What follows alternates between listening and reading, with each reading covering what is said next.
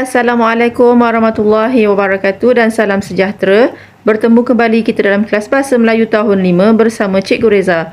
Tajuk kita pada hari ini ialah Badak Sumbu Sumatera dan Hotel Hijau. Jom kita teruskan belajar.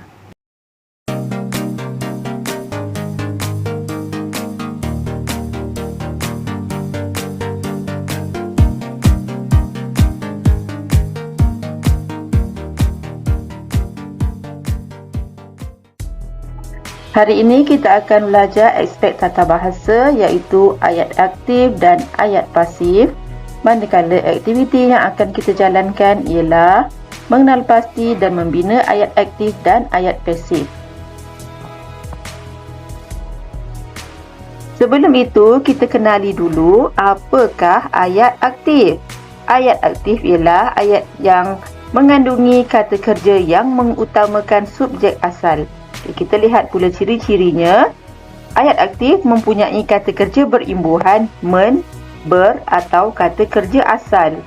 Pola ayatnya subjek tambah kata kerja tambah objek. Ayat dimulai dengan subjek iaitu pelaku, diikuti dengan kata kerja iaitu perbuatan yang dilakukan oleh subjek dan diakhiri oleh objek iaitu yang diperlakukan. Okey, kamu lihat pada contoh ayat yang diberikan.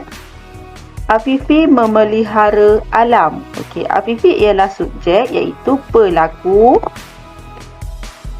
Manakala memelihara ialah kata kerja aktif iaitu perbuatan dan alam ialah objek.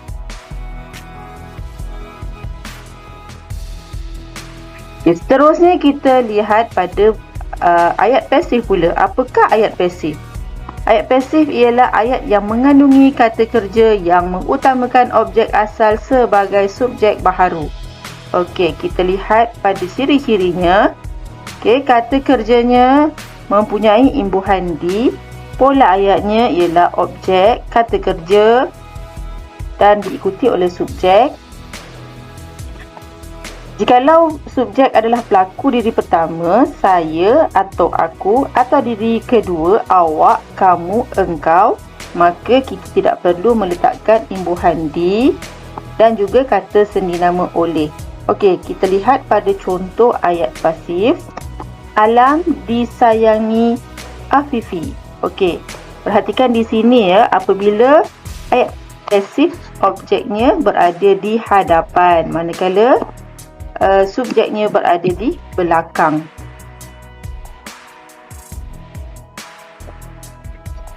Baik, sekarang kita teruskan dengan aktiviti mengenal pasti ayat aktif dan membina ayat aktif. Jadi kita rujuk buku teks halaman 149. Okey, kamu baca petikan yang bertajuk Badak Sumbu Sumatera Terakhir dan kenal pasti ayat aktif dalam petikan ini. Okey, cikgu akan bimbing kamu bagaimana cara untuk mengenal pasti ayat aktif dalam petikan ini. Okey, kamu lihat pada ayat yang pertama, Afifi terus melayari internet untuk mendapatkan maklumat. Okey, yang ini ialah ayat aktif. Kalau kamu ingat lagi yang cikgu terangkan tadi, ayat aktif, subjek di hadapan, diikuti oleh kata kerja aktif dan diakhiri dengan objek. Okey. Jadi, kalau kamu perhatikan di sini, Afifi ialah subjek, melayari ialah kata kerja dan objeknya ialah maklumat. Okey, seterusnya. Ramai masyarakat telah berbicara tentang kematian badak sumbu Sumatera terakhir di Malaysia. Ini juga ialah ayat aktif. Okey, di mana subjeknya ialah ramai masyarakat. Berbicara ini ialah kata kerja. Dan badak sumbu Sumatera ialah objeknya. Okey, kita cari lagi. Mana lagi? Okey, kita lihat pada perenggan yang kedua. Petugas telah memberi Iman rawatan dengan sebaik-baiknya. Ini pun ayat aktif. Seterusnya, Rawatan untuk mengubati ketumbuhan pada uterus Iman gagal. Okey, ada lagi tak? Ya, berita kematian Iman menggemparkan masyarakat, terutamanya pencipta alam di negara ini. Mereka amat berduka cita dengan kejadian tersebut.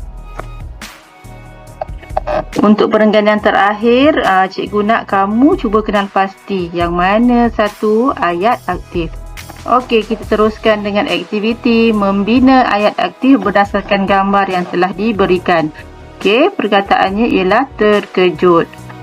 Ayat yang kamu bina ni mestilah berkaitan dengan petikan yang telah kamu baca tadi. Kalau kamu perhatikan gambar di sini, agaknya watak ini, kita namakan watak ni Afifi lah. Dia terkejut sebab apa? Kamu lihat pada monitor komputernya, gambar badak sumbu. Jadi Afifi terkejut membaca berita tentang kematian badak sumbu Sumatera. Gambar yang kedua telah diberikan maklumatnya, Iman umur 25 tahun, badak sumbu Sumatera. Okey, jadi ayatnya, badak sumbu Sumatera itu bernama Iman dan berumur 25 tahun. Kemudian merawat. Okey, siapa yang merawat? Merawat ialah petugas yang merawat badak ni.